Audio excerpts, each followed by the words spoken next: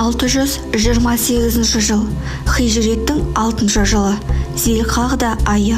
Ридуан серті Құрайштардың үрейін ұшырды. Пайғамбардың Меккеге баса көктеп енуінен қорыққан олар шұғыл түрде бейбіт келісім жасау мақсатымен мұсылмандарға өз өкілдерін жіберді. Сухайл ибн Амр, Хуяйтиб ибн Абдул, Уза және Михраз ибн Хафс үшеуі Мұхаммедке бейбіт келісім ұсынысын жеткізуді мойындарын алды. Құрайш үлкендері елшілерін аттандырарда, Мұхаммед биыл Меккеге кірмей кері қайтсын. Егер бұл шартты қабылдамаса, бейбіт келісім туралы сөз қозғамай-ақ қойыңдар, деді. Пайғамбарымыз мүшриктердің өкілі Сухайлдың келгенін атына қарап, жақсыға жорып сахабаларына: «Шаруаларымыз оңға басты ғой, дей беріңдер. Құрайштар бейбіт келісім жасағысы келсе, үнемі осы адамды жібереді», деді. Мүшрик делегациясының басшысы Сухайл ибн Амр Расулланың алдына барып тізерлеп отырды. Малдас құрып отырған пайғамбарды мұсылмандар айнала қоршаған. Сухайл ибн Амр ұзақ сөйледі. Ең соңында бейбіт келісімге келуді ұсынды. Пайғамбарымыз да оның ұсынысына қарсы болмады. Мұнан соң келісім шарттарын нақтылады. Кезек келісім мәтінін жазуға келгенде, пайғамбарымыз хатшы тайындаған Әзірет Әлиге «Бисмиллахир рахманир рахим» деп баста, деді. Сухайл жұлып алғандай: «Жоқ, біз бұған келіспейміз. Бисмиллахир рахманир рахимді біз білмейміз. Бисмика Аллахума деп жазылсын», деді. Пайғамбарымыз: «Ол да керемет, онда солай деп жаз», деп бұйырды Әзірет Әлиге.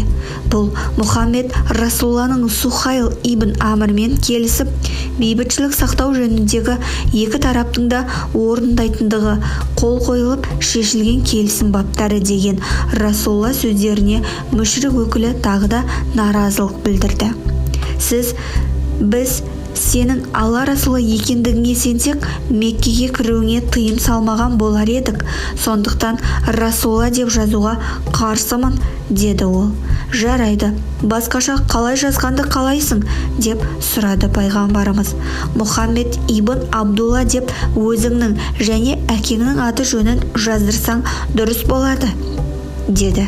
Бұған да келіскен пайғамбарымыз: «Уали Расулланы өшір, Абдулла ұлы Мұхаммед деп жаз», деді. Әзірет Әли: «Уаллахи, мен Расулла сипатын ешқашан өз қолымен өшіре алмаймын», деп жауап берді. Мұсылмандар да оны қоштап: «Біз Мұхаммед Расулла деп жаздырамыз, дінімізді менсінбеушілік қой бұл, бұғып қала алмаспыз», деп дабырласып кетті. Әзірет Расулла оларға «Үндемеңдер» деп мүбәрак қолмен ишара берді де, «Қане, қай жерде Расулла жазуы?» деп сұрады. Қағазға төнген күйі өз қолымен оны өшіріп, орнына Мұхаммед ибн Абдулла деп жаздырды. Пайғамбардың бейбітшілікті қаншалықты жақтайтыны осыдан-ақ байқалады.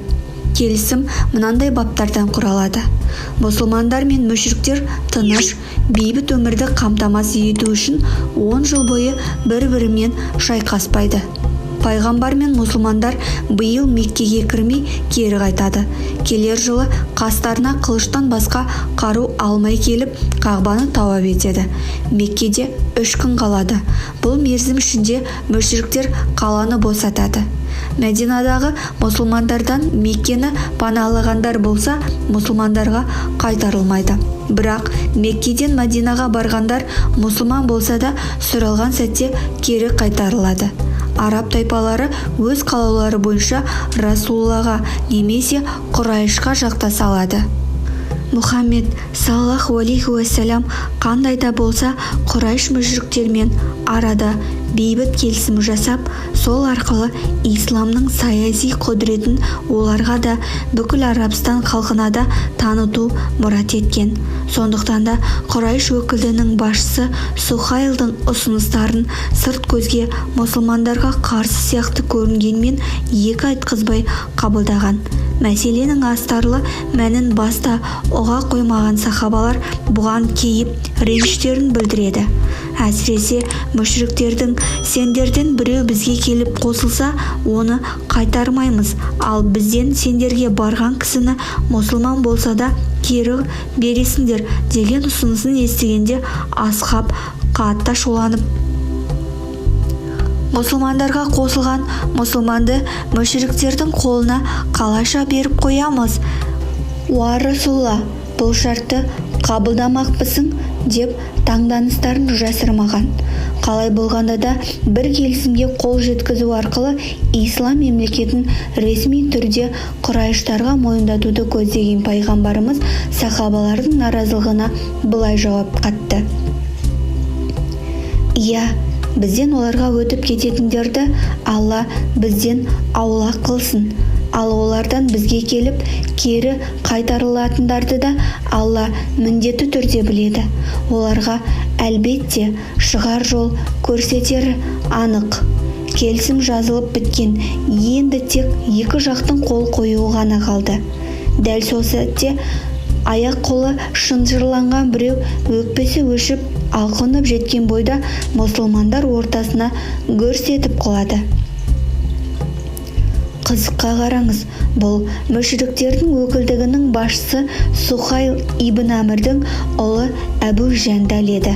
Исламды өз еркімен қабылдаған оны мүшриктер азаптап, аяқ-қолын шынжырлап қапаста ұстаған. Әбу Жәндал амалын тауып қашып шығып, тау-тастың арасымен жасырынып, сүйретіліп жүріп, әзірет Расулаллаға жеткен беті еді. Әкесі Сухайл да сол жерден кете қоймағанды. Әбу Жәндал бірінші болып әкесінен қорлық көргенді, сол азаптан құтылу үшін пайғамбарды паналап келген. Әбу Жәндал туған әкесінен көрген қорлығына шыдай алмай, мейірімділік сұлтанына мені құтқар деп жалбарынған кейіпте жәутеңдей қарады. Өкініштісі сол, сәл бұрын жасалған келісімшарт бұл байғұсқа көмектесуге қайшы. Сухайл да соны меңзеп, міне бейбіт келісім шарт бойынша маған кері қайтаратын алғаш қадам осы, деді. Пайғамбарымыз бейбіт келісімге әлі қол қойылған жоқ қой, деді. Бұл жауапты естігенде Сухайлдың жүзі қуарып, олай болса, мені сенімен келісім жасауға мүлде қарсымын, деді. Пайғамбарымыз, бір жолға осы адамыңды маған бер, сонан соң келісімге қол қояйық, деді.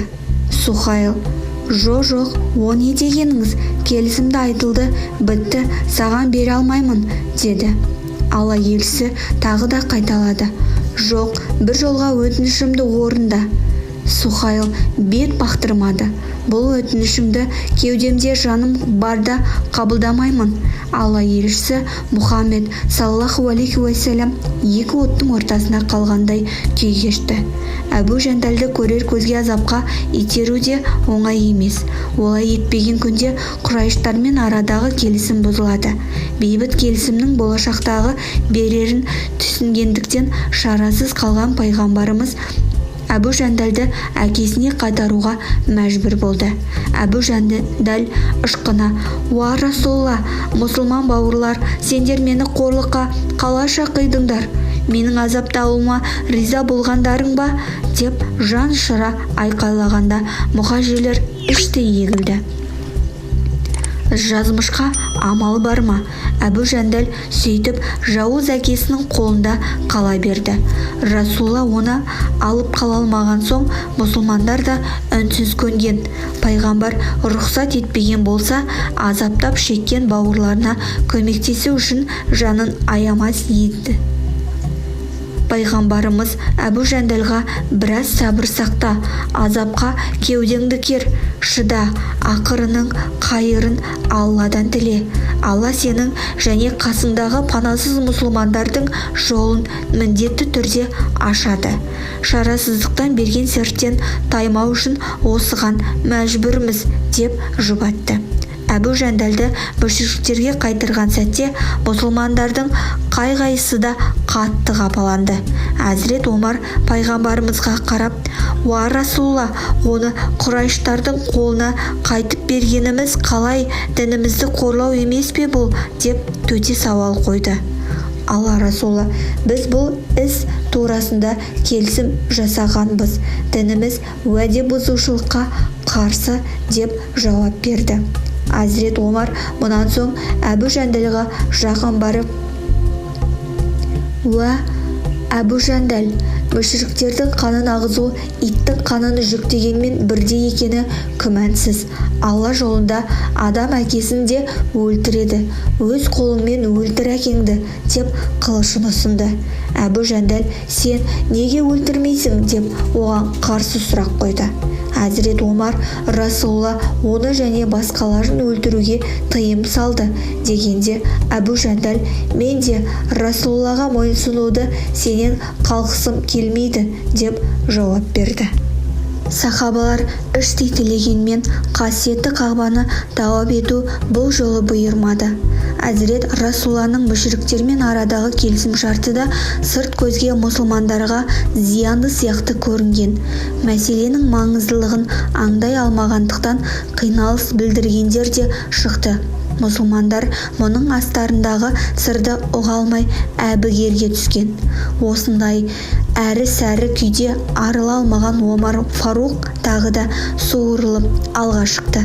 Пайғамбардан: «Сен Алланың хақ пайғамбары емессің бе?» деп сұрады ол.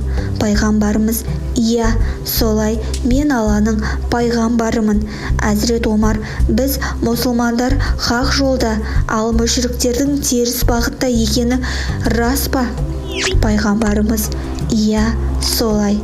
Әзірет Омар: «Олай болса, дінімізді аяққа таптауға үнсіз қала бермекпіз бе?» деді. Пайғамбарымыз: «Уа Хаттабтың ұлы, мен Алланың құлы әрі Расулымын. Алланың әміріне қарсы шықпаймын. Жоғарыдағы келісім шарты қабылдауымда Аллаға қарсылық емес. Ол маған ешқашан зиян шектірмейді» деп жауап берді. Әзірет Омар бұл жолы: «Сен бізге Алла жәрдемші болатынын, Қағбаны бәрімізде бірге тауап ететіндігімізді айтып уәде берген жоқ па едің?» деді. Пайғамбарымыз: «Уәде бергенім рас, бірақ дәл биыл тауап етеміз демедім» деді. Әзірет Омар күмілжіп солай деді. «Олай болса, қайталап айтамын, сен міндетті түрде Меккеге келіп Қағбаны зиярат етесің» деді Мұхаммед саллаллаху алейхи уассалам. Әзірет Омар сонда да тынши алмай Әзірет Әбу Бәкірге келді. «Уа Әбу Бәкір, Әзірет Мұхаммед саллаллаху алейхи уассалам Алланың хақ пайғамбары емес пе?» деп сұрады. «Иә» деді Әбу Бәкір, «ол хақ пайғамбар. Біз мұсылмандар тура жолда, ал дұшпандарымыз мүшриктер бұрыс жолда екені рас қой?» «Иә, біздікі ақ, олардың ұстағаны дұрыс емес. Солай екені біле тұра дінімізді қорлатып қоямыз ба?» «Уа Омар, Мұхаммед саллаллаху алейхи уассалам Алланың елшісі, ол Раббына қарсы шықпайды. Алла оның көмекшісі. Сен соның әміріне мойынсынғанды біл» деді салмақтап. Әзірет Омар сонда да болмай: «Ол бізге Мәдинадан шықпай тұрып Байтуллаға барамыз, тауап етеміз деп демеп пе еді?» деді. «Иә, солай деген. Бірақ Қағбаны биыл тауап етеміз деп кесіп айтып па еді?» деп сұраққа сұрақпен жауап қатты Әбу Бәкір. «Сыдық: жоқ, сен міндетті түрде Байтулланы жақын арада зиярат етесің» деп Әбу Бәкір Сыдық досына демеу берді.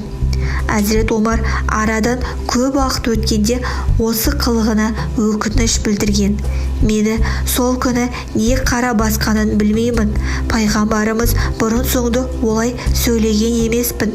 Егер сол күні менің пікірімді қолдайтын біреулер шыққанда мұсылмандардан ажырап соларға қосылған болар ма едім. Алла ақыры соңына қайырлы қылды. Расулла соны алдын ала болжап білген екен. Алла Расулы Мұхаммед саллаллаху алейхи уассалам мүшриктермен бейбіт келісімге қол қойып, маңызды істі бітіргеннен кейін сахабаларына: енді не тұрыс, құрбандықтарыңызды бауыздап, сосын шаштарыңызды алыңыздар, деді. Асхабтан ешкім қозғалмады. Пайғамбарымыз 2 рет қайталады: тұрыңыздар, құрбандық шалып, шаштарыңызды алдырыңыздар. Сахабалар меңіреу кісіше селт етпеді. Алла елшісі 3 рет бұйырды. Тағы тым-тырыс. Бірнеше рет берілген бұйрық нәтижесіз қалды. Мән-жайдың байыбына бара алмаған пайғамбарымыз ақ некелісі Үммі Сәләмаға барды. Уа Үммі Сәләма, не болған мына халқыма? Құрбандықтарыңызды шалып, шаштарыңызды алыңыздар деп қайта-қайта айттым. Ешбірі отырған орнынан қозғалар емес, деп шағымданды. Ақыл парасатының үстемдігімен ерекшеленетін Үммі Сәләма бұл жолы да қарап қалмады. Уа Нәби Алла, деді ол. Егер осы айтқандарыңның жүзеге асуын қаласаңыз, далаға шығыңыз да ләм-мим деместен өз құрбаныңызды бауыздаңыз. Шаштаразды шақырып, шашыңызды алдырыңыз. Істеп болғанша жұртыңызбен тіс жарып әңгімелеспеңіз. Сенің істегеніңді көріп, олар да қимылдай бастайды. Пайғамбарымыз сыртқа шығып, ешкімге ештеңе айтпастан, аяңдаған күйі құрбандық түйесін ұстап бауыздады. Онан соң шаштараз Хуззалық Хыраш ибн Умайяны шақырып, шашын кестіріп, сақал-мұртын бастырды. Мұны көріп, сахабалар да түйелерін сойып, шаштаразға жүгірді. Құрбан шалуға асқандары сондай бір-бірін басып кете жаздады, деп кейіннен еске алған Үммі Сәләма. Осы оқиға барысында Үммі Сәләма анамыздың даналығына куә боламыз. Деректерде Үммі Сәләманың Худайбиядағыдай ақылды тоқтамын ислам тарихында бірден-бір әйел көрсете алмаған делінеді. 20 күндей Худайбияда болған пайғамбарымыз Мәдинаға қайтуға жиналды. Асқабы Меккенің түбіне келіп тұрып, Қағбаны көре алмағандарына өкінді. Сол мезетте пайғамбарға уахи келіп, жуық арада үлкен жеңіске қол жеткізетіндіктерін хабардар етті. Кезекті уахи Фатх сүресі еді. Уа Расулым, шүбәсіз біз саған әп айқын жеңіс нәсіп еттік. 1 аят. Мұнан соңғы аяттарда Хақ тағала барша болмыстың сәруары Әзірет Мұхаммед саллаллаху алейхи уассалам мұсылмандармен бірге жақында Қағбаны тауап ететінін сөз қылады. Расуланың көрген түсі сөйтіп шындыққа айналады. Бұл жайлы Фатх сүресінің 27 аятында былай делінеді: шүбәсіз Алла пайғамбарының көрген түсін растайды һәм оны міндетті түрде жүзеге асырады. Алла бұйырса, харам мешітіне біреулерің шаштарыңды тақырлап алған, енді біреулерің қысқартқан күйде ешкімнен қорықпай емін-еркін кіретін боласыңдар. Алайда Алла сендер білмегенді білгендіктен одан бұрын болатын жеңісті сендерге нәсіп етті. Омар Фарух Худайбиядан қайтар жолдағы басынан өткен жайды былайша баяндаған: Худайбиядан Мәдинаға қайтар жолда Әзірет Расуланың қасында келе жатқанмын. Одан бір нәрсе сұрадым, жауап бермеді. Қайталап сұрадым, тағы да жауап бермеді. 3 рет айттым, тағы да үнсіздік. Өз-өзіме іштей: ей Хатаптың ұлы, соры қалың бейбақсың-ау, Расулладан 3 рет сұраған сауалың жауапсыз қалды. Сен туралы аят түсетін шығар, дедім де аяқ қолым дірілдеп, үрейленген күйімде тобырдың алдына түстім. Сол сәттегі жан қиналысымды Алла ешкімнің басына бермегей. Біраздан соң сахабалардың бірі менің атымды атап Расуланың қасына шақырды. қорыққаным соншалықты іштей бәсе қаупім бекер болмады-ау деп алға басқан аяғым кері кетіп алла расулының жанына жеттім. Сәлем беріп едім, алды. Жүзі мейірленіп күлімсірей қарсы алды. Уа Хаттабтың ұлы, маған бір сүре уахи болды. Ол мен үшін дүниедегі бар нәрседен қымбат, деді.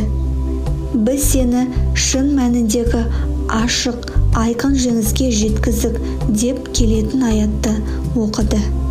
Пайғамбарымыз Мұхаммедке саллаллаху алейхи уассалам Фатх сүресі түскен сәтте мұсылмандардың бойын үрей билегені де рас. Худайбиядағы келісімді іштей жақтамаған олар кезекті уахидың осыған қатысты боларынан қауіптенді. Сол кезеңде Мүжәммих ибн Жарияның аузынан тыңдасақ, халық қорқа-қорқа Расуланың қасына жолауға бата алмай бет-бетімен кетті. Қатер біреу Расулаға түскен уахи не болса басқа түскенді көрейік деп амалсыздан бірнеше кісі Алла елшісіне жақындадық. Бірте-бірте өзгелер де жиналды. Расулла саллаллаху алейхи уассалам жиналған көпшілікке қарап, біз сені шын мәніндегі ашық, айқын жеңіске жеткіздік деп келетін Фатх сүресінің аятын оқыды. Сахабалардың бірі, уа Расулла, мүшриктермен арадағы келісім біз үшін жеңіске апарар жол болғаны ма деп сұрады. Расулла, әлбетте, құдіретті Аллаға ант етіп айтамын, бұл келісім міндетті түрде жүзеге асатын үлкен жеңістің бастауы, деді де жолға түсті. Жолай сахабалардың бірі, Байтулланы тауып ете алмадық, құрбан малымызды Қағбаның маңында бауыздаған жоқпыз. Одан қалса мұсылман болып бізді паналап келгендерді Расулла өз қолымен мүшриктерге қайтарды. Бұл қандай жеңіс деп ішкі күмәнін жеткізді. Пайғамбарымыз бұл сөзді жақтырмағанын білдірді де, Худайбия келісімі жеңістің нақ өзі. Мүшриктер өз мекендеріне біздің кіруімізге рұқсат берді. Жай ғана рұқсат емес, бас амандығымызға кепілдік алдық. Олар бұрын тыжырына қарайтын ислами ғұрыптарды да бірте-бірте сіздерден көріп үйренеді. Алла сіздерді жеңіске жеткізеді. Барған жерлерімізді аман, сау, табыспен оралуды әлі-ақ нәсіп етеді. Ұлы жеңіс деген осы емес пе, деп аяқтады. Сахабалардың көңілі жайланып, Алла мен оның елшісінің айтқаны хақ. Бұл келісім жеңістердің ұлысы. Уа Расулла, біз сен сияқты ойламап едік. Алланың әмірлерін бізден көрі, әрине сен нақты білесің деп мойындады. Бір айға созылған сапар сәтті аяқталды. Пайғамбарымыз асхабымен бірге Мәдинаға келген Зілхижа айы туғанды. Мәдинадан шыққанда атамекен Меккені көріп, мауқымызды басамыз, қасиетті Алла үйіне зиярат жасап, ғибадатымызды орындаймыз деген оймен алып ұшқан көңілдер Худайбиядағы іркіліске қынжылып қана қоймаған. Бейбіт келісім аталған шарттардың сыртқы көрінісіне алданып уайымға салынған.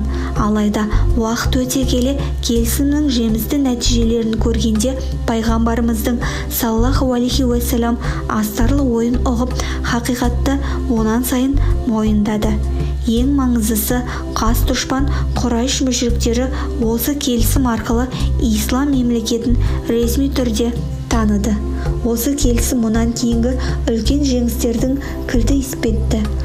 Мұның соңын Алла Хайбар мұсылмандар қолына өтеді. Іле-шала қасиетті Меккеге иелік ету бақыты бұйырады. Осы келісім негізінде мұсылмандардың діни уағыздарын қорықпай, үрікпей жүргізуіне мүмкіндік туды. Бір-бірін көрсе қылышын ала жүгіретін мұсылмандар мен мүшриктер ендігі жерде емін-еркін сөйлесуге құқылы еді. Бұл әрине исламды таратуда таптырмас мүмкіндік. Құранның нұрлы әлемі мұсылмандардың тұрмысындағы ислами құндылықтар мүшриктерді дегеннен баурай бастады. Білмегеннің дұшпаны саналатын адам баласы бұл жолы да ақиқаттың нұрына қалайша бас игенін сезбеді.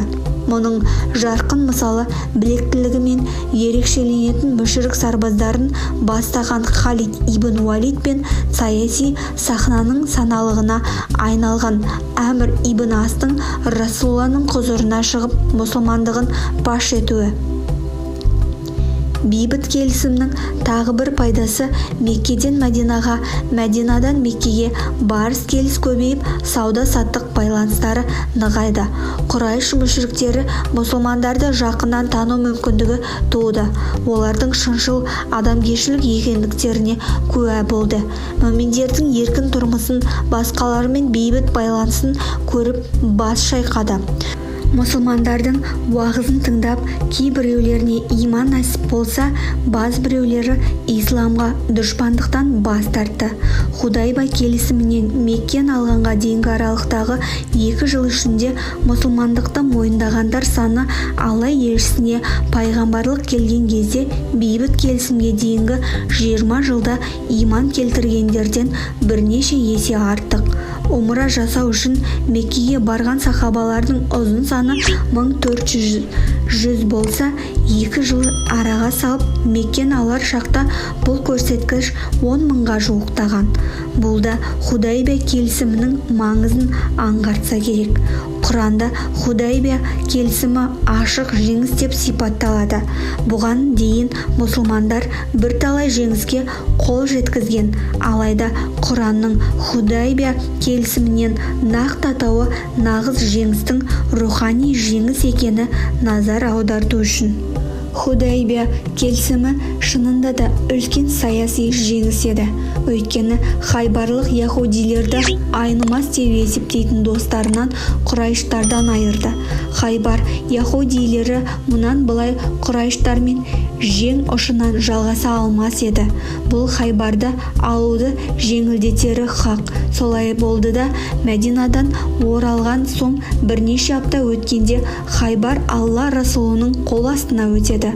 Осы нәтижелерден соң Құранның «Біз саған шындығында да ашық жеңіс сыйладық» деп келетін аятының мәнін түсіндіріп жатудың өзі артық. Осы орайда Бақара сүресінің 216 аятында айта өткен жөн: сендерге қанша жерден ұнамаса да соғысу парыз етілді. Қайдан білесіңдер? Бәлкім ұнатпаған нәрселерің түбінде өздерің үшін қайырлы болар. Сондай-ақ ұнатқан нәрселеріңнің түбінде өздерің үшін зиянды болу бек мүмкін. Ақиқатын Алла біледі, сендер білмейсіңдер.